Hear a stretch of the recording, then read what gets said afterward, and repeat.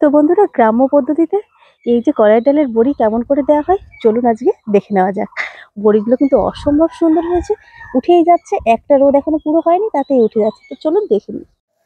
নমস্কার, কেমন আছেন সবাই? আর এর মধ্যবিত্ত গৃহবধূ চ্যানেলে সকলকে স্বাগত জানাই। আজকে এই যে বানাচ্ছি কলাই ডালের বড়ি। কলাই ডালটা আমি আগে থেকে ভিজিয়ে রেখেছিলাম অনেকক্ষণ, প্রায় 12 ঘন্টা ভিজিয়ে রেখেছিলাম। তারপরে এই যে সকালবেলা এটা কিন্তু আমি সুন্দর করে ধুয়ে নিয়েছি, দেখতেই পাচ্ছেন কতটা পরিষ্কার। আর এখন পরিষ্কারই আসে ডাল। এটা বানাবো আজকে কলাই ডালের বড়ি। তো চাল কুমড়োটা আমি কুড়ে রেখেছিলাম, চাল কুমড়োটা কুড়ে এই যে দেখাচ্ছি, একটু মিশিয়ে দিয়েছি যদিও, এই যে চাল কুমড়োটা মিশে গেছে। তো এরকম চাল কুমড়োটা সুন্দরভাবে কুড়ে নিয়ে ভালো করে ধুয়ে তারপরে জল ঝরাতে হবে, তারপরে এর সঙ্গে মেখে নেব। তারপরে কিন্তু কাজটা শেষ নয়, তারপরে কিন্তু এটাকে পিষতে হবে। তো পেশার জন্য আমাদের বাজারে মেশিন আছে, সেটাই কিন্তু পিষতে যাবে। তার জন্যই এই চাল কুমড়োটা ডালের সঙ্গে সুন্দর করে আমরা মেখে নিই। তো এতে করে কি হয়, পরে আর মেশানোর ঝামেলা থাকে না। তো এটা মেখে নিয়ে তারপরে বালতিতে ভরে বাজারে পাঠানো হবে।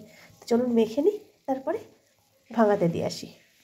আমাদের এখানে ডালের বড়িটা খুব দেয়, মানে কলাইয়ের ডালের বড়িটা। মুসুরির ডালেরও বড়ি দেওয়া হয়, তো এবার আর মুসুরির ডালের দেবো না, কলাইয়ের ডালের বড়িটাই দেবো।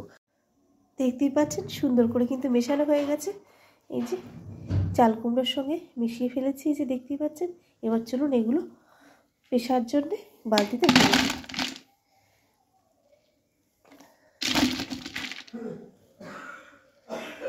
বালতিতে করে দিলে কী হবে, মানে একটু বড় বালতিতেই দিয়েছি, দেখতেই পাচ্ছেন কোয়ান্টিটি কতটা, 4 কেজি, ওই জন্যে বালতিটা বড়ই নিয়েছি।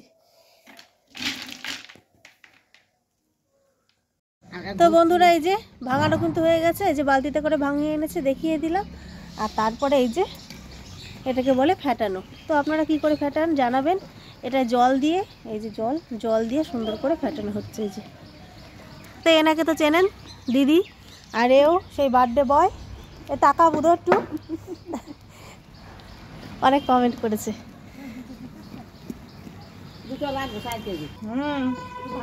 এই দেখো আমি কিরম করছি, জানাডুনি সব দেওয়া।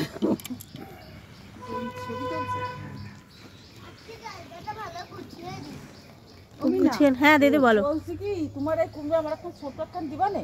হ্যাঁ বড়ি দিবা। আমার আছে একটুখানি, ও একখান আছে, আর একদিন 2 কেজি দেবে মামি। ওই যে ওই ছোট একখান দিলেও হবে, আমার একখান আছে। ছোটটুক নিয়ে যাও, ছোটটুক দিয়ে না, আর একখান আছে ছোট। দেখতেই পাচ্ছেন কত তাড়াতাড়ি দেওয়া হয়ে যাচ্ছে, এই যে ফটাফট। আমি অবশ্য ভালো পারি না।